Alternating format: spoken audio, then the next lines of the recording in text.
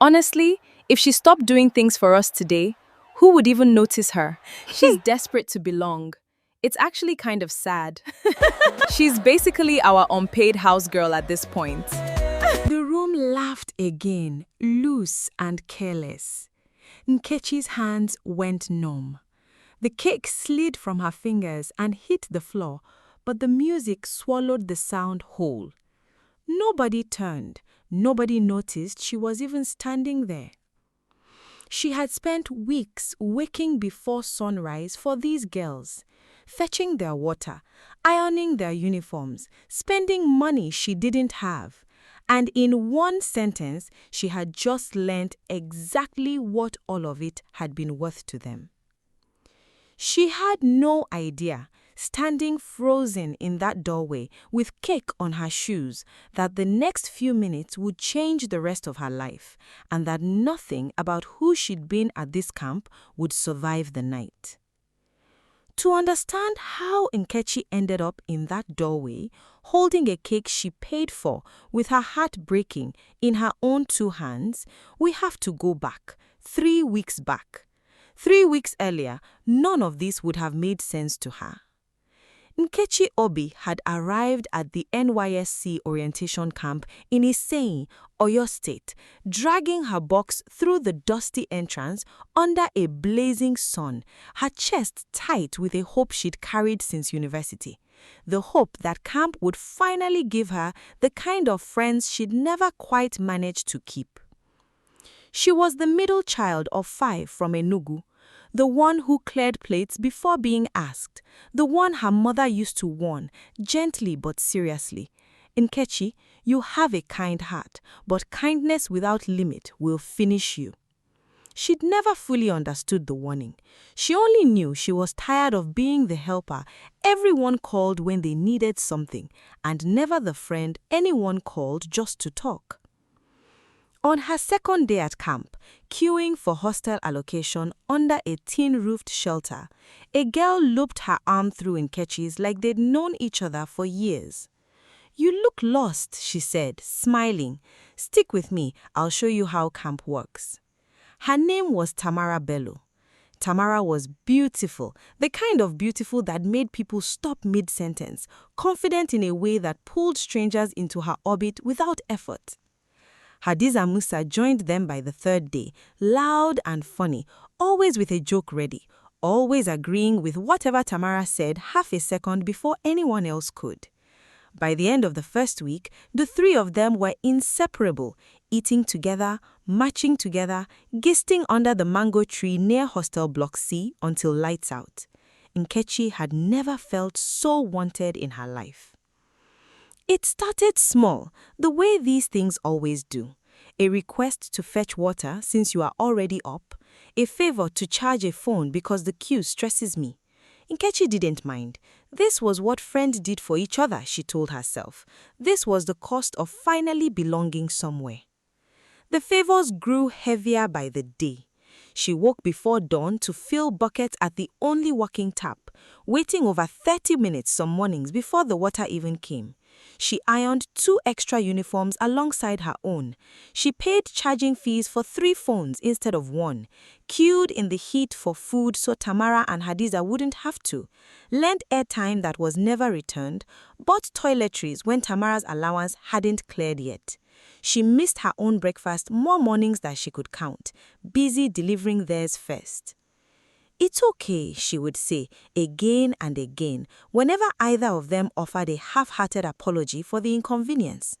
"You're such an angel," Tamara would reply, squeezing her shoulder, and Nkechi would feel that familiar warmth bloom in her chest, mistaking the compliment for something it had never quite earned the right to be called. One evening, queuing for water with 2 buckets balanced on her hips, a girl from Hostel Block D fell into step beside her and lowered her voice. "Nkechi, abeg, no vex, but those girls are using you. Everybody is talking about it." Nkechi forced a laugh. "We're just close, that's how friendship is." The girl studied her for a long moment, shook her head slowly, and walked away without pushing further. Nkechi told herself it was jealousy. She told herself a lot of things in those weeks. Anything that let her keep believing she had finally found the friends she'd always wanted. Anything that let her ignore the small, quiet ache that kept returning every time she gave a little more than she had. If you've ever poured yourself into people who only remembered you when they needed something, drop a comment below, because what Nkechi overheard at that birthday party was only the beginning of everything she was about to learn. Like this video and subscribe so you don't miss where her story goes next. The favors kept climbing, and so did the entitlements behind them. One Tuesday afternoon, Tamara cornered Nkechi by the water tank, voice low and urgent. "Nkechi, abeg, lend me 2,000 naira. My alert hasn't entered. I'll pay back by weekend." Nkechi hesitated only a second before reaching into the small pouch tied beneath her wrapper, money she'd saved for her own toiletries, and handed it over without a word of complaint, because that was who she was, the one who gave before she was even fully asked. The weekend came and went, no alert, no mention of the money. Nkechi told herself Tamara had simply forgotten that bringing it up herself would look petty, even ungrateful, though if she sat quietly and tried to count everything Tamara had ever done for her in return, the list always came up strangely short. Hadiza's request came differently, smaller, more frequent, dressed up as casual asks that somehow always landed on Nkechi's shoulders. "Nkechi, can you collect my khaki from the laundry line before it rains? Nkechi, abeg, submit this form for me at the Mami market. I'm tired. Nkechi, you are going that way anyway, no?" She was always going that way, it seemed, whether she'd planned to or not. By the second week of the rising heat, Nkechi was running on fumes. She woke before 4 a.m. most mornings, handled 3 people's chores alongside her own, and crawled into bed each night more exhausted than the last. One morning, after staying up late ironing Tamara's uniform for an early excursion, she overslept and missed roll call. The platoon soldier backed her name across the parade ground, made her do frog jumps in the dust, while the entire camp watched, sweat and humiliation mixing on her face. She caught Tamara's eye in the crowd. Tamara looked away, unbothered, whispering something to Hadiza that made them both laugh. That night, lying on her bunk with aching knees, Nkechi told herself this was simply what friendship cost: sacrifice, loyalty, giving without keeping score. She didn't yet understand that real friendship was never supposed to feel like a transaction she was always losing. Then came the birthday. Tamara had been talking about it days, how she wanted a proper celebration, despite the limitations of camp life, how she deserved something special after surviving this stress. Nkechi decided almost instantly that she would be the one to make it happen. She trekked into town to haggle down the price of a small decorated cake. She skipped lunch 2 days running to afford drinks and a roll of balloons. She spent the morning of the party decorating a corner of the common room with whatever colorful paper she could find, humming to herself, imagining the look on Tamara's face when she walked in. The celebration that evening filled the common room with music and laughter, core members crowding in to share cake and gist under string lights. Nkechi moved through it quietly, refilling cups, cutting slices, making sure everyone else was comfortable before she ever thought to sit down herself. She slipped out briefly to fetch the last slice from the kitchen corner, balancing it carefully as she made her way back. And this was the moment that started everything, the moment she now understood as she stood frozen in that doorway, the cake sliding from her fingers, the laughter inside still ringing in her ears. Honestly, if she stopped doing things for us today, who would even notice her? Tamara's voice, easy and amused, Hadiza had added, and someone else's careless line about an unpaid house girl, and the laughter that followed, swallowed whole by music nobody had thought to turn down for her. She didn't go back inside. She walked away quietly, past the lights, past the noise, out into the cool night air where the stars hung indifferent over the parade ground. She sat alone on a concrete bench near the hostel, arms wrapped around her knees, and let the tears fall without sound, because even her grief, it seemed, had learned to take up as little space as possible. Nobody came looking for her that night. The next morning, Nkechi didn't wake before dawn. She didn't slip out for water, didn't iron a single uniform. She simply slept, deep and dreamless, while the camp woke up in confusion around her. Tamara stirred late, blinking against the harsh light pouring through the window. Nkechi, where is the water? I need to bathe before parade. No answer. Nkechi lay still, eyes open, staring at the ceiling, saying nothing. Tamara scrambled through a cold bath, threw on a creased uniform and sprinted to the parade ground. 7 minutes late, the soldier on duty made her an example in front of the whole camp. Frog jumps in the dust, while corps members watched and snickered. Hadiza fared no better. Her uncharged phone died before she could check the time, and she showed up to the wrong venue entirely, flustered and red-faced. For the first time since camp began, everyone around them noticed exactly how much quiet weight Nkechi had been carrying by its sudden, glaring absence. Tamara found her that afternoon, irritation written across her face. What's wrong with you these days? You've changed. Nkechi looked at her evenly, no anger in her expression, nothing left to prove. Nothing, she said simply, and walked away. If this part is hitting close to home, type house girl in the comments and smash that like button, because what Nkechi does next is the moment her whole life finally starts to turn around. Camp closing came soon after. The parade ground emptying out in a blur of photographs and exchanged numbers nobody would ever call. Corps members scattered to their various postings. Promises of "we'll keep in touch" dissolving into the dust behind departing buses. Tamara and Hadiza left without much of a goodbye. Nkechi watched them go, feeling lighter than she expected to. She was posted to a government secondary school in Ibadan for her primary assignment. There, she met Mrs. Ekanem, a senior administrator with sharp, observant eyes, and a gentleness that didn't soften her honesty. Within her first month, Mrs. Ekanem noticed the pattern immediately.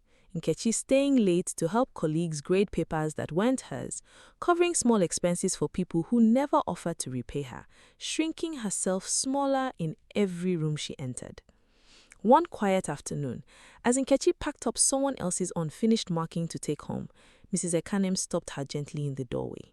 Nkechi, stop buying seats at tables where your name was never written. The sentence landed somewhere deep and stayed there. Around the same time, a colleague named Tosin, who tasted Nkechi's jollof rice at a staff potluck, pulled her aside, eyes wide with genuine surprise. "Nkechi, this rice is better than half the caterers in this town. Why are you not doing this for money?" Something in Nkechi began to shift. Slowly, deliberately, she changed. She stopped lending money she wouldn't see again. She stopped over-explaining herself when she said no. She started small. A few lunch deliveries for staff at the school, then office catering for a nearby company, then her first wedding contract, then a string of birthday orders that kept her phone buzzing late into the night. For the first time in her life, people were paying her, valuing her for her talent, not her availability. Nearly a year passed. Then one evening, her phone rang with a number she hadn't saved but recognized instantly. Tamara's voice came through, warm and rehearsed. "Nkechi, it's been so long. I heard about your catering business. It's doing so well." A pause, lighter now, testing the water. "Actually, my engagement is coming up and my caterer just cancelled on me. I immediately thought of you. We're sisters now. I beg, you have to help me." Nkechi held the phone for a moment, steady and calm. "No," she said quietly, "we were never sisters." There was no anger in her voice, no bitterness, just a plain, settled truth. Tamara tried again, offering extra money, her voice climbing higher with urgency. Nkechi declined politely. "I'm already fully booked that weekend," and she meant it. There was no opening to make for her, no obligation left to fulfill. Tamara was forced to settle for an inexperienced caterer at the last minute. The engagement, by all accounts, that filtered back to Nkechi through mutual acquaintances, was a disaster. Guests complained about cold food, about disorganization, about an event that never quite came together. For the first time, Tamara understood what it felt like to lose someone she had only ever measured by what that person could do for her. Months later, Hadiza showed up at Nkechi's small kitchen, unannounced, eyes lowered. "I'm sorry," she said simply. "I followed Tamara because I wanted to belong too. I didn't think about how it made you feel." The apology was plain, unembellished, and Nkechi recognized something true in it. She forgave her, and slowly, carefully, they rebuilt something more honest than what they'd had before. Tamara reached out one more time months after that. Nkechi saw the message, read it, and didn't reply. Not out of hatred. Some doors, she had learned, were better left closed, not in bitterness, but in peace. Nkechi's business kept growing, her kitchen filling with the warmth of people who showed up simply because they wanted to be near her, not because they needed something from her. Looking back over everything, standing in her own kitchen one quiet evening, she finally understood the lesson clearly. I spent years believing love had to be earned through sacrifice, she reflected, wiping down her counters after a long, satisfying day. But real friendship never asks you to disappear so someone else can shine. The people who truly value you won't measure your worth by what you can do for them. They'll treasure you simply because you are you. And when she thought back to that night in the camp common room, the cake on the floor, the laughter that swallowed her, she realized it hadn't been the end of anything. It had been the exact moment she finally started becoming herself.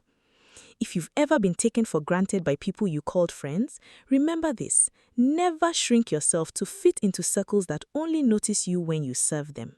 Share this story with someone who needs to hear it, smash that like button, drop a comment telling us which moment hit you hardest, and subscribe with notifications on so you never miss the next powerful karma story.